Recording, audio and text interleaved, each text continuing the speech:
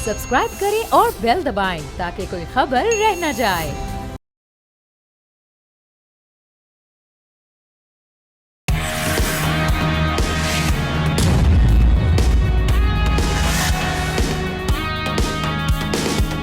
अस्सलामुअलैकुम, आप देख रहे हैं न्यूज़ पंच। मैं हूं आमना खटाना। गुज़श्ता रोज़ हमने देखा कि नेशनल असम्बली में सियासी दर्जा हरारत उस वक्त बढ़ गया जब पीपल्स पार्टी ने मुतनाज़ स्पेशल इकनॉमिक जोन्स ऑर्डिनेंस के खिलाफ ऐवान से वॉकआउट किया। पीपी रहनुमा नवीद कमर ने कहा कि सदर ममलिकत की मंजूरी के बगैर ऑर्डिनेंस जारी करना आइनी रवायत के खिलाफ है, ऐसा कभी आमरीत में भी नहीं हुआ। सेनेटर पलवशा ने कहा कि जाली दवाइयों और जाली डिग्रियों का सुना था, लेकिन अब जाली ऑर्डिनेंस भी आने लगे हैं। जाली ऑर्डिनेंस लाकर सदर जरदारी के साथ बारीक वारदात डाली गई है। इस मामले पर बिलावल भुट्टो जरदारी ने पार्लिमानी पार्टी का हंगामी इजलास तलब किया। दूसरी जानिब वज़ीर कानून आज़म नज़ीर तारड़ ने वाज़ेह किया है कि सदर की तौसीक के बगैर कोई ऑर्डिनेंस नाफिज नहीं होता। हुकूमत ने ऑर्डिनेंस वापस ले ली है, लेकिन अब सवाल ये है कि इससे ख़त्म हो जाएगी, ये मामला आगे बढ़ेंगे, क्योंकि हम देख रहे हैं राजा परवेज़ अशरफ साहब, उनकी तो तस्दीक आई है कि अब पीपी और जो नून लीग में इख्तलाफात हैं वो ख़त्म हो चुके हैं।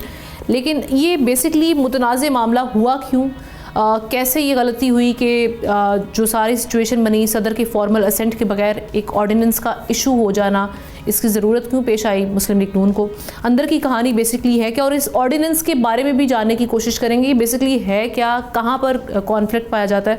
एहतशाम साहब से जानते हैं। एहतशाम साहब, क्या ख़बर और तज्ज़िया है आपके पास इस हवाले से कि पहले ताख़ीर की वजह क्या बनी? प्रेसिडेंट के पास वो कह रहे थे कि गया हुआ था साइन होने के लिए, वहाँ से ताख़ीर हुई, जिसके बाद ये इशू करने की ज़रूरत आई, लेकिन फिर वापस भी ले लिया मुस्लिम लीग नून ने। बेसिकली हुआ क्या सारा? देखें, दो तीन चीज़ें बड़ी इंपॉर्टेंट हुई हैं जिसमें ख़बर भी या तज़िया भी होगा इसमें। देखें, अब सवाल ये है कि ये पहली दफ़ा आमना नहीं हुआ कि प्रेसिडेंट पास को ऑर्डिनेंस गया और उन्होंने साइन नहीं किए और वो लागू हो गया। कई एक मौक़े ऐसे आते हैं कि जब साइन नहीं होते लेकिन उनकी असेंट, उनकी मर्ज़ी हासिल कर ली जाती है, जैसा कि क्लेम किया है आज़म नज़ीर तारड़ साहब ने, लॉ मिनिस्टर ने, कि सदर साहब ने इसकी वर्बल अप्रूवल दे दी थी। देखिए, होता क्या है, अब सियासत में कहते हैं ना, बहुत चीज़ें मैटर करती हैं कि आप एक दूसरे की मैसेजिंग कैसे कर रहे होते हैं और साथ साथ पोस्टरिंग आपकी क्या होती है, सिग्नलिंग क्या होती है, आपने अपने अहदाफ कैसे हासिल करने होते हैं। एक तो ये बात है कि कुछ गड़बड़ कहीं बीच में हुई थी, वो मैं आपको बताऊंगा गड़बड़ कहाँ पे हुई। एक तो ये कि ये इससे पीपल्स पार्टी बहुत कम मौक़ों पे इस तरह शोर करती है, लेकिन एकदम ऐसा शोर हुआ कि आपने देखा कि सख्त तकारीर हुई और उसके बाद आपने देखा जिस तरीके से वॉकआउट हुआ, और पीटीआई के जो आप देखते हैं चीफ व्हिप हैं आमिर डोगर, उन्होंने भी साथ मिले और वो भी चले गए। तो एक बड़ा एक मैसेज था कि भाई आपने ये क्या किया है, इसको गलती को अनडू करना पड़ेगा। जैसा आप कह रही है, ये कंट्रोवर्शियल ऑर्डिनेंस बज़ाहिर था, लेकिन अंदर से जो खबरें हैं वो नहीं था, वो सारा कुछ तय हुआ था। इसकी टाइमिंग थोड़ी सी गलत हुई।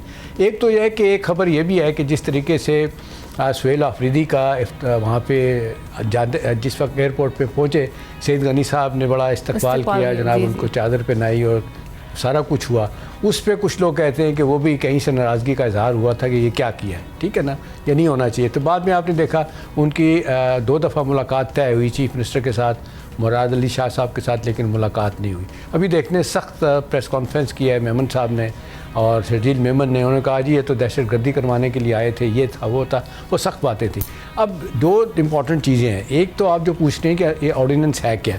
देखिए, हम ना ये ऑर्डिनेंस जो है ना, ये बहुत अरसे के बाद मेरी ख़बर के मुताबिक थोड़े से इख्तलाफात चाइनीज़ के साथ दूर हुए, जो बहुत अरसे का रुका हुआ है। जो 9 स्पेशल इकनॉमिक जोन बनने थे, जिस पे हम रोज़ाना कहते थे कि CPEC 1 और 2 में जो सबसे बड़ी बात है मेरी नज़र में यही थी कि ये इकनॉमिक जोन बनेंगे, यहाँ पे चीज़ें फैक्ट्रीज़ लगेंगी, यहाँ से एक्सपोर्टेबल सामान जो आएगा वो मिडिल ईस्ट जाएगा और सेंट्रल एशिया जाएगा, और पाकिस्तान का ये ख्वाब जो है कि हमने 60-70 बिलियन डॉलर जो है ना वो अपनी एक्सपोर्ट करनी है, तो वो ये एक नज़र आ रही थी बात। तो उसमें बड़ा डिले हुआ। कुछ चाइनीज़ के तहफ़्फ़ुज़ात हैं कि जी सिक्योरिटी नहीं है, प्लस वो जिस तरह जिक्र करते हैं कि जो रेड टेपिज़म है, तंग करते हैं, ब्यूरोक्रेसी तंग करती है, पैसे मांगती है हर जगह पर जाके, तो एक ये मसला था।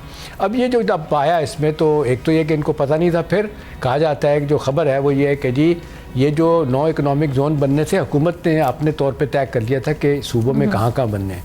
अब इनका पीपल्स पार्टी का था कि भी ये हमारे सूबे में जो बनने आपने उनसे पूछे ही नहीं, कंसल्टेशन ये किस जगह बनने हैं किस जगह नहीं बनने, हम आपको बताएंगे कि ये इकनॉमिक जोन अगर जो सिंध में बनने हैं कहाँ का बनेंगे, उस पर इख्तलाफ है क्योंकि हुकूमत सोचती है कि नहीं ये हमने ये पॉलिटिकली किसी को फ़ायदा नहीं पहुँचाना, ऐसी जगह लगाएंगे जहाँ इसका फ़ायदा होगा। एक ये एतराज़ था। दूसरा आपने देखा कल बड़ी सख्त तकरीर, बल्कि आज सख्त तकरीर की उन्होंने असम्बली में, नवीद कमर साहब ने जो पीपल्स पार्टी के, उन्होंने कहा आप बड़े बड़े फैसले करते हैं। एक उन्होंने कहा कि एक और बात की कि लाहौर और बहावलपुर के दरमियान जो मोटरवे बन रही है, पीएचडी में तो इसकी फंडिंग नहीं है ही नहीं फंडिंग, ये बताएं आपने अप्रूव कर दिया, पैसा कहाँ से देंगे। तो हुकूमत खासी रिसीविंग एंड पे नजर आई, उनको समझ नहीं आया कि क्या जवाब दिया जाए। एक तो ये चाहते हैं कि जी अपनी मर्ज़ी के जो सूबे में बनने हैं, 2 बनने हैं 3 बनने हैं, वहाँ पे जो इकोनॉमिक जोन बनने हैं वो किस जगह बनाए जाएँ, इसमें वो अपनी मर्ज़ी चाह रहे हैं।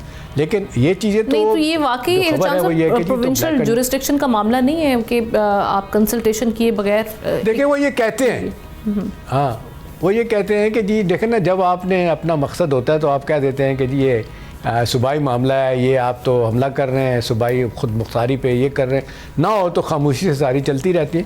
देखिए ये तो मामला तय हो गया। फिर उसके बाद जो अंदर की खबर है, जो कहीं से मैसेज आया है बड़ा स्ट्रॉन्ग दोनों तरफ के लिए, उसके बाद आपने देखा जिस तरीके से राजा परवेज़ अशर साहब ने सॉरी करके वापस हुए हैं कि जी हम तो सिस्टम के साथ खड़े हुए हैं, हुकूमत को साथ लेके चलेंगे। भाई या तो इतनी स्ट्रॉन्ग आपने अपोजिशन की कि हिला के रख दिया कि शायद राहें जुदा होने वाली हैं, लेकिन आपने देखा बिलावल भुट्टो ने इतना रिएक्शन दिखाया कि जी पार्लिमानी पार्टी की मीटिंग बुलाई जाए, उसमें देखा जाए कि ऐसा क्यों हुआ, सदर की मर्ज़ी के बगैर, दस्तखतों के बगैर ऑर्डिनेंस कैसे जारी हो गया।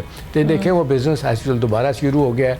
कहीं ना कहीं कुछ मराहत लेनी होती हैं तो ले लेते हैं। मेरा अपना ख्याल है, जो पता भी चल रहा है कि इनकी मर्ज़ी के जो हैं जोन सिंध में शायद वो बना लिए जाएं, कुछ जगह थोड़ी बहुत तब्दील कर ली जाएगी तो कुछ और मामला होगा। लेकिन जनरली तो आप देख लेना, इन सबको पता है, जो इनके करीबी हल्के बताते हैं दोनों साइड से कि जी ये सिस्टम को चलाने के लिए दोनों पार्टियों को साथ खड़ा होना बड़ा ज़रूरी है।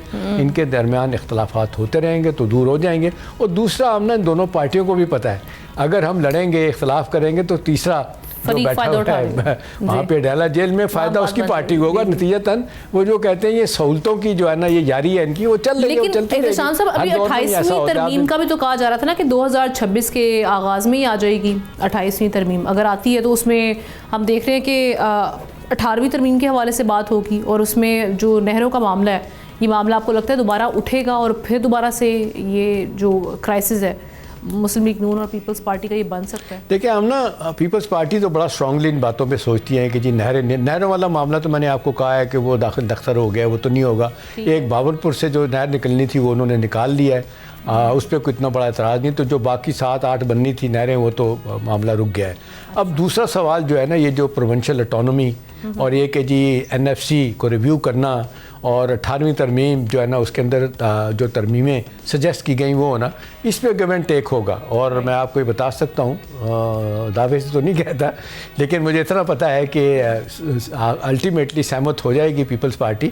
और ये इस दफ़ा तो ये तय है। हम ना अभी आप जो देख रहे हैं ना डिले, ये दिसंबर में आ जानी थी 28वीं तरमीम। आप उससे पूछें कि क्यों नहीं आई, उसकी वजह यह है कि उनको राज़ी करने की कोशिश की जा रही है। और कहीं ना कहीं ये जो पीपल्स पार्टी चाह रही होती है ना सियासी फ़ायदे हासिल करना, वो उनको मिल जाएंगे।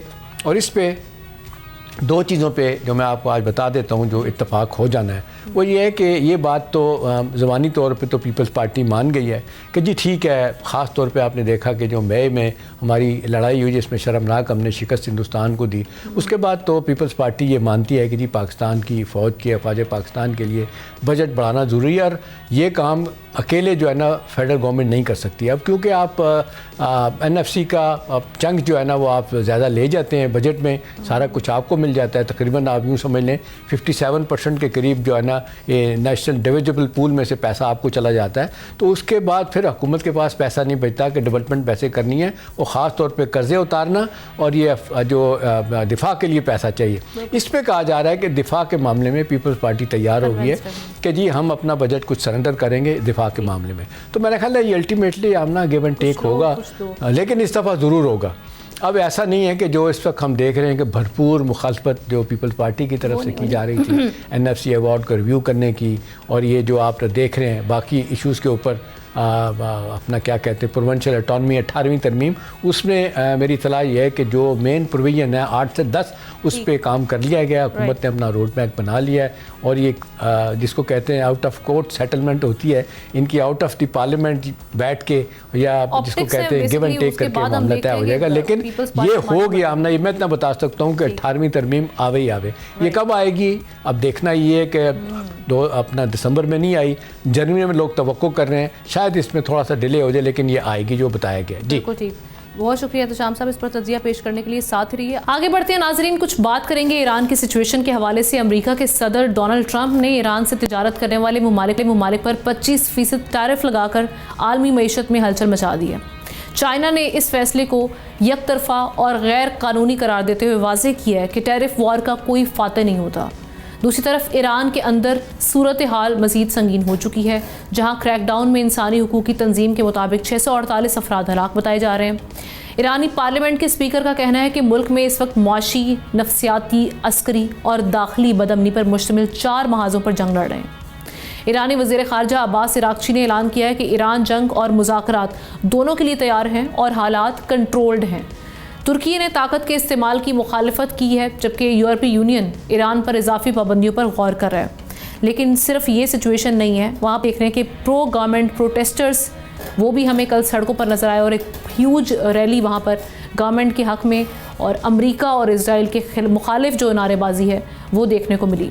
सो अब वहाँ की पल्स क्या है, क्या जो एंटी गवर्नमेंट जो मुजाहरे हैं वो ख़त्म हो चुके हैं, वो हालात कंट्रोल में हैं, और क्या अमेरिका के लिए ये इतनी बड़ी रैली को जब विटनेस कर लेना, जो कि हम देख रहे हैं गवर्नमेंट की हक़ में थी, उसके बाद रजीम चेंज आसान हो जाएगा। इसी पर बात करने के लिए एहतशाम साहब के साथ हमें ज्वाइन कर लिए जॉन हुसैन, इरानियन जर्नलिस्ट हैं। आपको वेलकम करते हैं प्रोग्राम में। Thank you so much John, आपने टाइम निकाला। ये कहिएगा कि इस वक्त ग्राउंड रियलिटी क्या है वहाँ पर, जो हम देख रहे थे पहले तो एंटी गवर्नमेंट वहाँ पर प्रोटेस्टर्स थे, फिर वो जो सारी सिचुएशन बनी वो वायलेंट हो गए, कैजुअलिटीज़ भी वहाँ पे रिपोर्ट सामने आ रही थी। लेकिन जो कल का एक प्रो गवर्नमेंट डेमोन्स्ट्रेटर्स जो रोड पर आए, उसके बाद तो हालात कुछ मुख्तलिफ ही नज़र आए। अभी वहाँ से आप क्या रिपोर्ट कर रहे हैं? जी, thank you miss Aamna for having me here.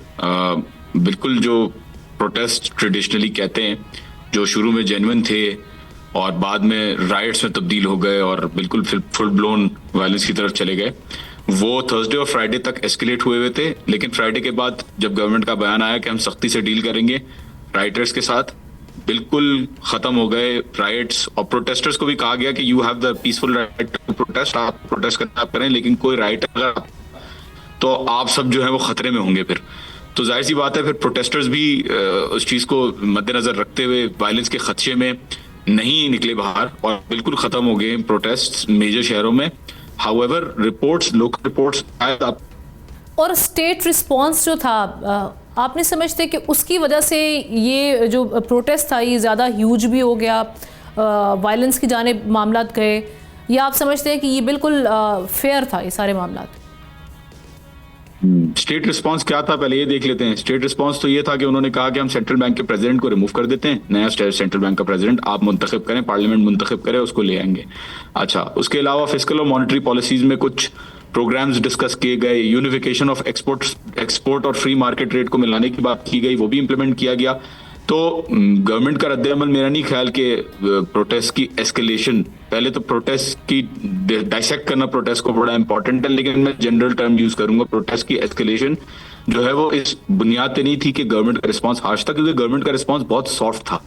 Government ने प्रोटेस्टर्स को तस्लीम भी किया, उनके राइट टू प्रोटेस्ट को एक्सेप्ट भी किया, स्टेट मीडिया ने और सारी चीजें दिखाई जा रही थी। तो आई डोंट थिंक गवर्नमेंट का इसमें कोई रोल है। जो एस्केलेशन हुई वो तब हुई जब banks, buildings, government offices, hospitals, fire brigades, emergency responders, गाड़ियां, बाइकें, मतलब ये सारी चीजें जब जलाना शुरू किया तो जाहिर सी बात है स्टेट एक्टिवेट हो जाता है। किसी भी मुल्क में ऐसा नहीं होता कि स्टेट जो है वो राइटर्स को बर्दाश्त करे। और ये जब वो वायलेंस इतनी हद तक ब्लैकआउट वाला मामला था, उसकी वजह से हम देख रहे हैं कि पूरी दुनिया में बड़ा एक क्रिटिसाइज किया जा रहा था। सदर ट्रंप की जानिब से इलॉन मस्क को ये कहना कि जी आपको ऐसा निज़ाम बनाएं जिससे इंटरनेट की जो सहूलत है वो पहुंच सके और जो कैजुअलिटीज़ हैं वहाँ पर हो क्या रहा है वो ज़रा रिपोर्ट हो। ताकि ये जिस तरह से अमेरिका मुदाखलत करना चाह रहा था वो सारी सिचुएशन हो सके। सो इंटरनेट ब्लैकआउट वाला मामला वो कहाँ तक पहुँचा, उसको फिक्स किया गया? दूसरा ये कहिएगा कि अब जो है हालात वहाँ पर अंडर कंट्रोल्ड हैं, अगर हम ये कहें तो? जी, internet blackout first of all मैं क्लैरिफाई कर दूं, ईरान के अंदर इंटरनली इंटरनेट को नहीं बंद किया गया। लोकल एप्स चल रही हैं, बैंकिंग एप्स चल रही हैं, डिलीवरी एप्स चल रही हैं, कॉलेज आ रही हैं, सब कुछ हो रहा है। जो एक्सटर्नल कम्युनिकेशन सिस्टम है पूरी दुनिया के साथ, उसको कट ऑफ किया गया है और उसको अभी तक वो ब्लैकआउट मेंटेन्ड है। इनफैक्ट स्टारलिंक भी जैम कर दिया है गवर्नमेंट ने। आपने फोर्ब्स की रिपोर्ट देखी होगी, हाई ग्रेड मिलिट्री जैमर्स जो है उन्होंने स्टारलिंक को भी पेनिट्रेट कर लिया है। तो that is obviously that had to be done. Eliyahu का बयान आया इजरायली हेरिटेज मिनिस्टर का कि हमारे लोग ग्राउंड पे मौजूद हैं, मोसाद के लोग। मोसाद का ट्वीट आया, हैरेट्स का ट्वीट आया, हैरेट्स की रिपोर्ट आई, जेरूसलम पोस्ट की रिपोर्ट आई, माइक पॉम्पेयो का ट्वीट आया। So that is something that is very clear कि वो करना जरूरी था। जहां तक बात आती है कंट्रोल की, as I said everything is under control. However हो सकता है आपको कहीं स्कैटर्ड या स्पोरेडिक प्रोटेस्ट नजर आए जो कि तस्लीम किए हुए हैं। अगर आपको प्रोटेस्ट करना है आप बाहर जा सकते हैं, पीसफुली आप प्रोटेस्ट कर सकते हैं। That is the situation in Iran right now, all over Iran. और किसी भी कयादत जॉन एक चीज बताइएगा कि देखें 2008 में भी बड़े खौफनाक मुजाहरे हुए, फिर 2022 में तो जब औरतों की फ्रीडम की बात हुई उसके नाम पे हुए थे। ठीक है, आप बड़ी हद तक कंटेन कर लेंगे और मैं आपसे एग्री करता हूँ कि इस तरह हुकूमती इमलाक को नुकसान पहुँचाना, आग लगाना, ये तो कोई भी नहीं बर्दाश्त करता। लेकिन सवाल मेरा आपसे है कि ये भी क्या जो लोगों को सेटिस्फाई करना है, जिस तरीके से अनरेस्ट है एक अरसे से, इकनॉमिक इशूज़ अलग हैं, फिर आज़ादियाँ नहीं हैं, जिस तरह लोग घूमना फिरना चाहते हैं, जमहूरियत तो खैर क्या होनी है। आप नहीं समझते कि यहाँ पे जो मजहबी तौर पे जो रजीम बैठी है वहाँ पे टॉप पे, वो जो इतदाल पसंद बैठे हैं, जो उनको मशवरा देते हैं कि भी थोड़ा ओपन अप करें, चीज़ें ठीक करें, आपको लगता है इस रिप्रेशन तो चलो हुआ, जो मार धार करके आपने ख़त्म कर दिया, आइंदा के लिए आपको रुकता नज़र आता है कि कोई आप ऑलिव ब्रांच देखते हैं हुकूमत ऑफर करेगी लोगों को? जी, पहले तो मैं पीछे चला जाऊँ, थोड़ा सा ये बातें क्लैरिफाई कर दूँ मारधार की और प्रोटेस्ट की। देखिए, जो महसा अमीनी का प्रोटेस्ट था उसके बाद चेंज नजर आया आपको। हिजाब के ऊपर पाबंदी, अभी हिजाब जो है कोई इन्फोर्स नहीं है यहाँ पे। जिसको हिजाब करना है करे, जिसको हिजाब नहीं करना वो ना करे। और जहां तक बात आती है मारधाड़ की और सारी किलिंग्स की, वेस्टर्न मीडिया बहुत सारी चीजों को डिलिबरेटली प्रोपोगेट करके मैनिपुलेट करता है। ये चीजें हिडन नहीं है, आप लोगों के सामने भी हैं और पाकिस्तानी मीडिया को माशाल्लाह इतना है चीजें। तो मतलब इट इज वेरी क्लियर कि स्ट्रिंग्स कहां से पुल हुए जा रहे हैं। आजादी की जहां तक बात रही, लोग प्रोटेस्ट जितना यहाँ पे करते हैं, आई डोंट थिंक कहीं और दुनिया में आपको प्रोटेस्ट की खबरें इतनी आती हूँ। तो प्रोटेस्ट बहरहाल ईरान में आप जो भी कहें कंट्रोल कर लेती है गवर्नमेंट, जैसे भी कर लेती है। प्रोटेस्ट तो यहाँ पे होते हैं और काफी एडवांस प्रोटेस्ट, मतलब जहां गन्स का तस्वुर नहीं है वहां AK-47 लेके, जहां लाइसेंस गन ओन नहीं कर सकता बंदा, वहां AK-47 लेके, ग्रेनेड्स लेके लोग बाहर आके लड़ाइयां कर रहे होते हैं। बीबीसी ने 1953 में मुसद्दिक को हटाने के लिए फॉल्स इन्फॉर्मेशन प्रोपेगेंडा किया था, वो एक्सेप्ट भी किया। रिचर्ड बॉयल का आर्टिकल भी है इसके अंदर, गार्डियन का। बीबीसी रेडियो ने कबूल भी किया बाद में 2000s में कि हम लोगों ने बिल्कुल प्रोपेगेट किया था और फॉल्स इन्फॉर्मेशन फैलाई थी। जहां तक निजाम की बात आई, रिफॉर्मिस्ट यहाँ पे ज्यादातर कंट्रोल में रहे। पेजेश्कियान साहब प्रिंसिपलिस्ट या उसूली कैंडिडेट नहीं है जो ट्रेडिशनली सुप्रीम लीडर के मॉडल के साथ अलाइन हो। रूहानी साहब भी रिफॉर्मिस्ट कैंडिडेट थे। जितने ईरान के अंदर मेजर प्रेसिडेंसीज रही हैं, ज्यादातर प्रेसिडेंसीज रिफॉर्मिस्ट के ही हाथ में रही हैं। फातिमी साहब ब्रेक की जाने भी जाने का समराइज कि ये चीजों को सेंसेशनलाइज नहीं करना चाहिए और हर चीज जो वेस्टर्न मीडिया कह रहा है उसको यकीन भी नहीं करना चाहिए। लास्टली एक क्वेश्चन, इसको भी रिस्पॉन्ड कीजिएगा।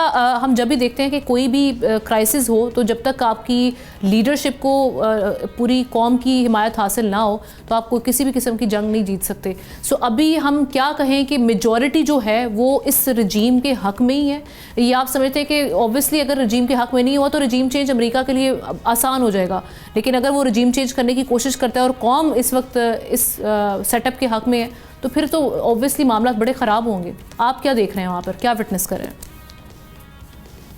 आपके सामने भी और मैं भी ये देख रहा हूँ कि लाखों लोग गवर्नमेंट की सपोर्ट में बाहर निकल रहे हैं मुख्तलिफ शहरों में। सिर्फ रैलीज, मतलब मैंने इतनी बड़ी रैली अपनी जिंदगी में देखी मैं तेहरान में किया, मैं नहीं पहुंच पाया था गिलास पर। इतना रास्ता 4 मैं वीडियो भी लगा, ये 4 किलोमीटर पहले मुड़ना पड़ा क्योंकि इतना रश था। तो गवर्नमेंट को ओवरवेलमिंग सपोर्ट बिल्कुल हासिल है। वो नजर नहीं आता, वो अलग बात है, क्योंकि लोग यहाँ के जो मजहबी तबका है वो सोशल मीडिया यूज नहीं करता ऑलरेडी सेंसर्ड है और वो उसको वो यूज भी नहीं करना चाहते, they think it's western propaganda.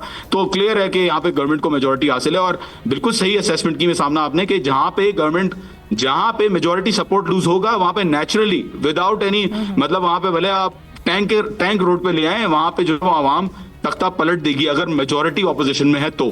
Correct, right, thank you so much. आप हमारे साथ ही रहिए जॉन, एक ब्रेक की जानिब बढ़ते हैं, वापस आएंगे तो शाम साहब का भी सारे मामले पे तजिया लेंगे।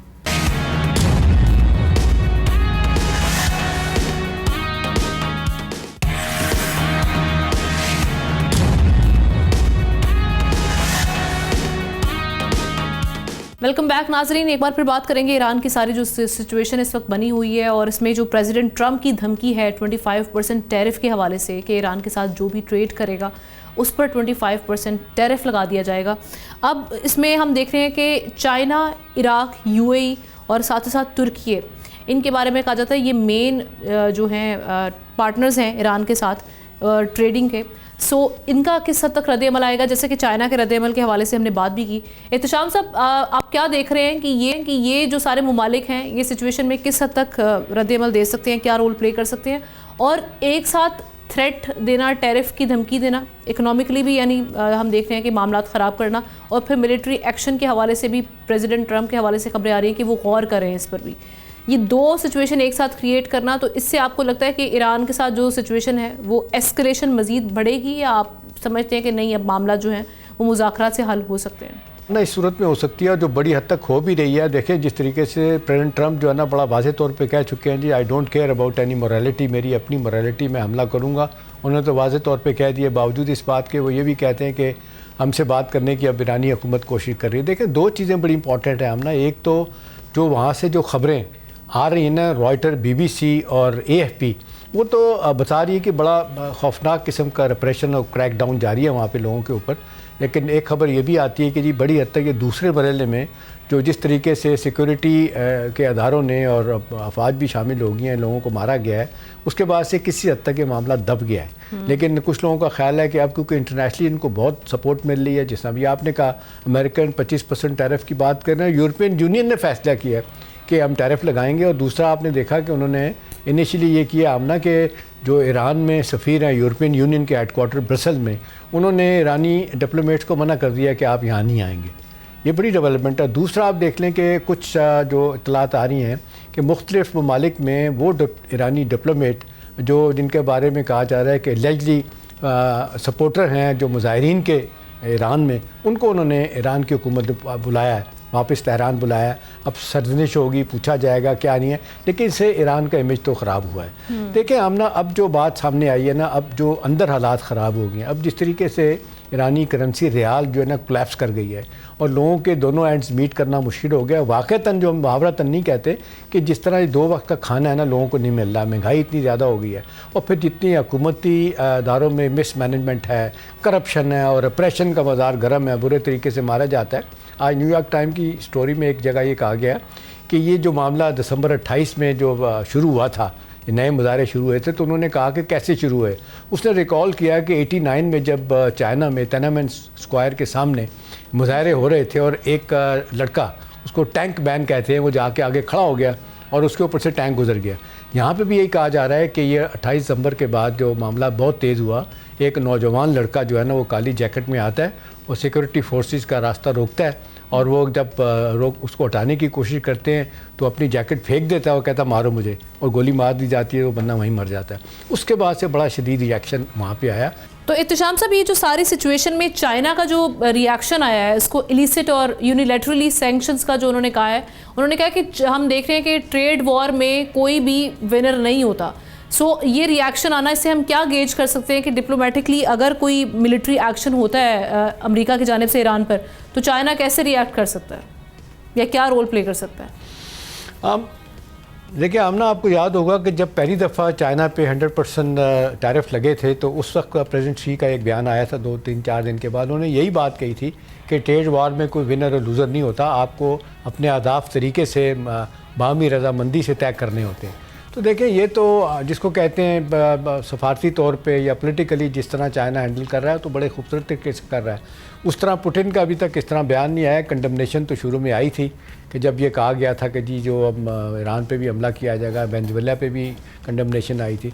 लेकिन मेरा ख्याल है सारे इस बात को समझने की कोशिश कर रहे हैं कि ऐसा क्यों हो रहा है। लेकिन अब तो उनके अंदर भी, पार्टी के अंदर भी लोग जो है ना, उनके अपने जो अहदाफ हैं, अपने क्या कहते हैं रिपब्लिकन के, डेमोक्रेट भी इनके साथ खड़े हो गए हैं, क्योंकि उनको लग रहा है कि ये जो इस वक्त प्रेसिडेंट ट्रम्प कर रहे हैं ना, उसकी बुनियादी वजह हम ना जो बता रहे हैं, जो वेनेजुएला में भी गए थे, वो ये कहते हैं कि अमेरिका की सर्वाइवल जो है ना वो उनके डॉलर में है।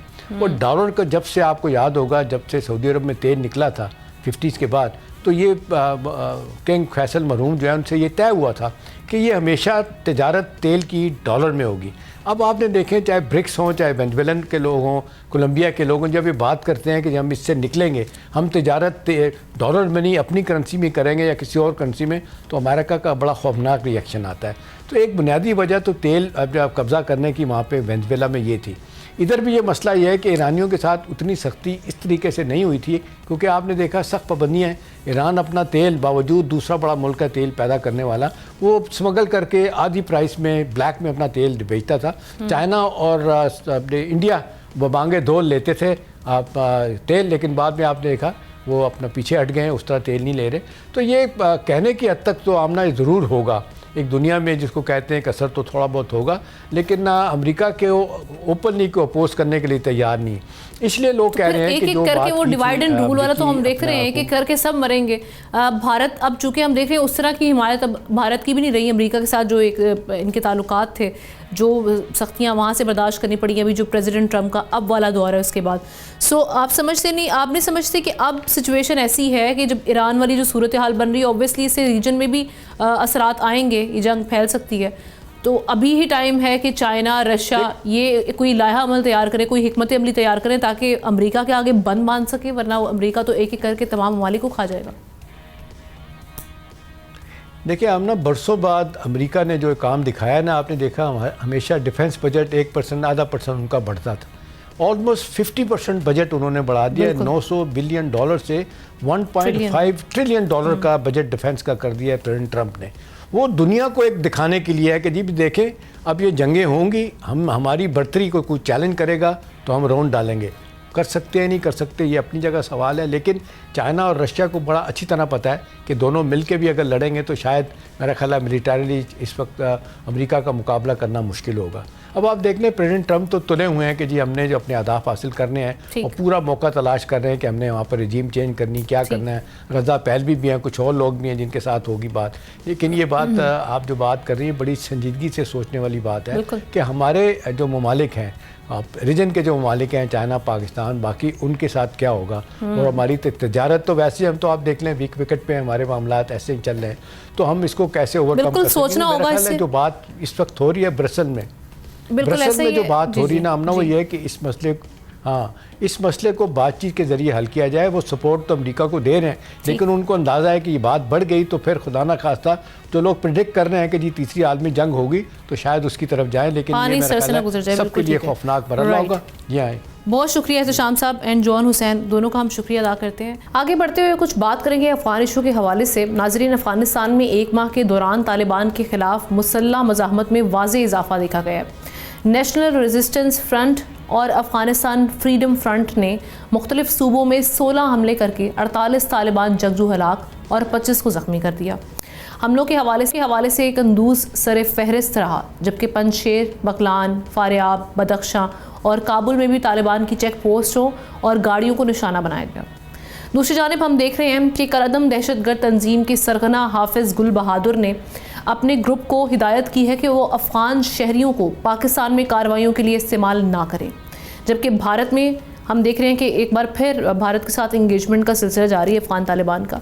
तालिबान की तरफ से पहले सफ़ीर की तैनाती, ये सारे मामले में कितनी अहम डेवलपमेंट है, इस पर बात करना शाह शिराजी साहब सीनियर एनालिस्ट हमें ज्वाइन कर चुके हैं। Thank you so much Shah साहब, आपने ज्वाइन किया। ये कहिएगा कि एक तो जो नेशनल रेजिस्टेंस फ्रंट है और अफ़गान फ्रीडम फ्रंट है, इनके जो हालिया हमले हैं उनमें इजाफा, ये तालिबान का कंट्रोल ख़ास तौर पे पंजशेर में और कुंदूज में क्या बताता है, उसके बारे में क्या इंडिकेट करता है, और साथ ही साथ ये हाफिज़ गुल बहादुर साहब की जो इंस्ट्रक्शन है ये काम करेगी आपके मुताबिक? बहुत बहुत शुक्रिया आमना। सबसे पहले हाफिज़ गुल बहादुर वाले इशू की ज़रूर बात करेंगे क्योंकि ये पाकिस्तान के हवाले से बड़ा अहम है और ये एक बहुत बड़ी पाकिस्तान की एक जीत है और पाकिस्तान के उस दावे या नैरेटिव की तस्दीक है जिसकी बार बार नफ़ी अफगान तालिबान करते रहे हैं।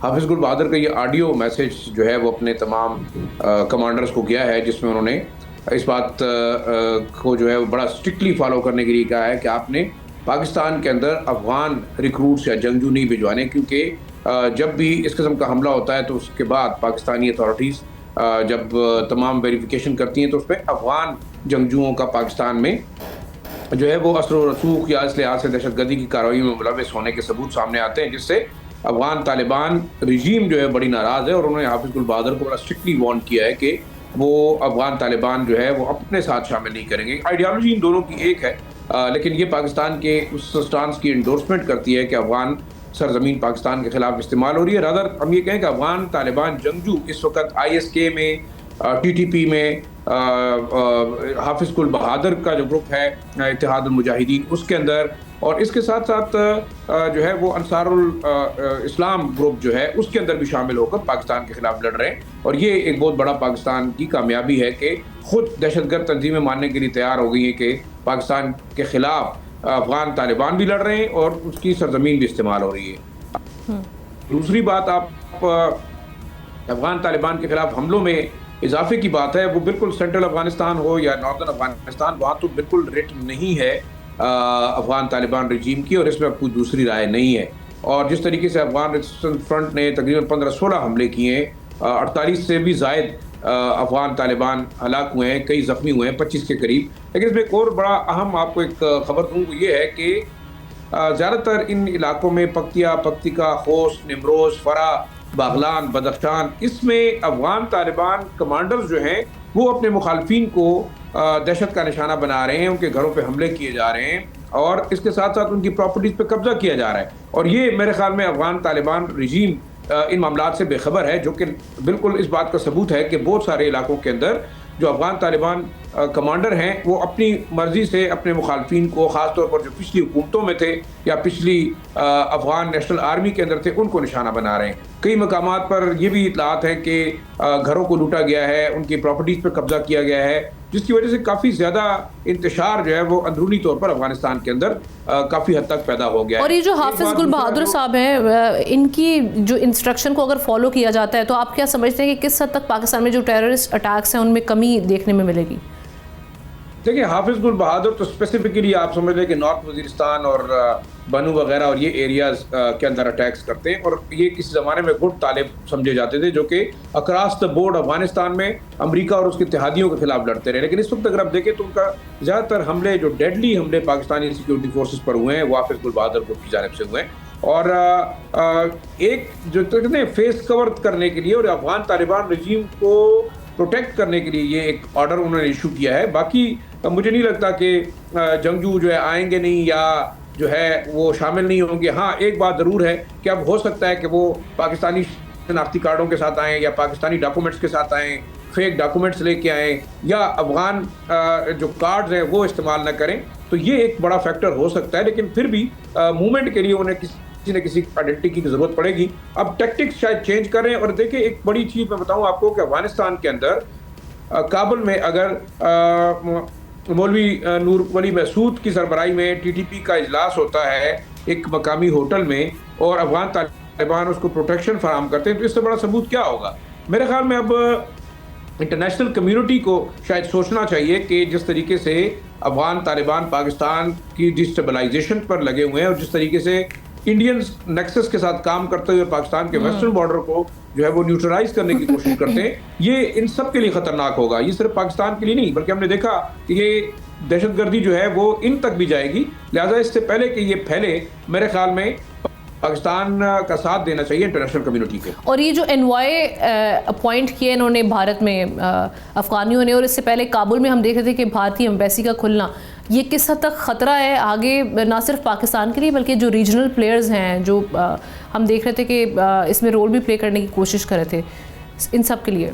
देखिए, मेरे ख्याल में इंडियन एम्बेसी का खुलना पहले भी काम करती रही है, और मुझे खुद याद है अशरफ गनी के ज़माने में मैं खुद गया अफगानिस्तान, इसके अलावा करज़ई के ज़माने में भी गया।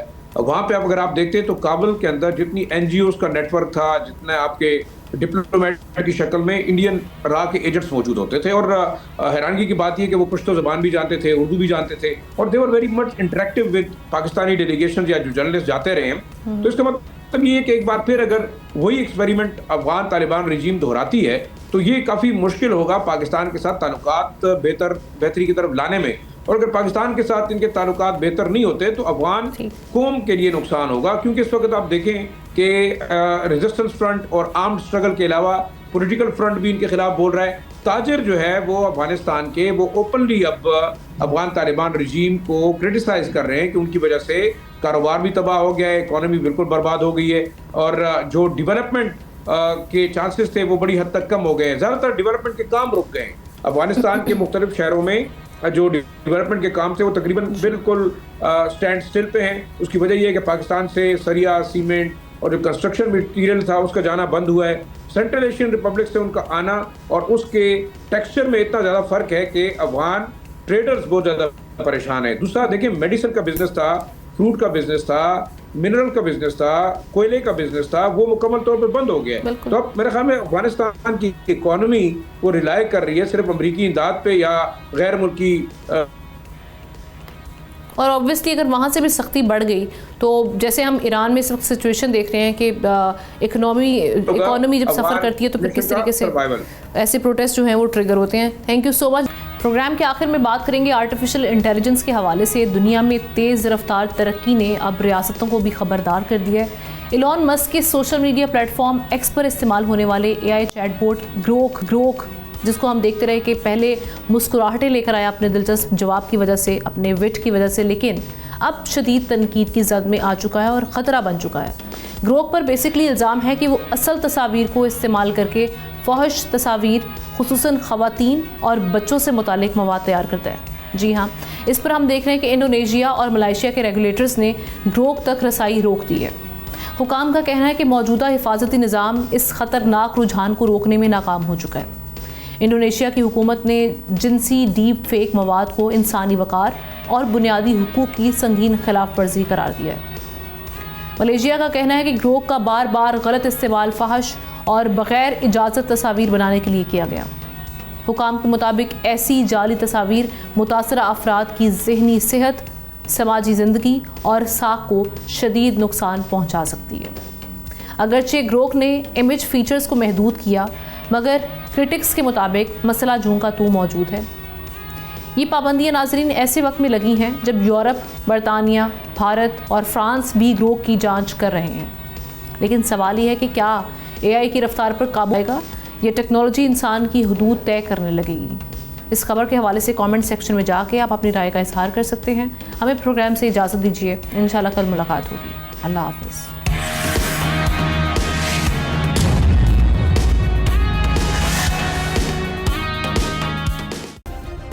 सब्सक्राइब करें और बेल दबाएं ताकि कोई खबर रह न जाए।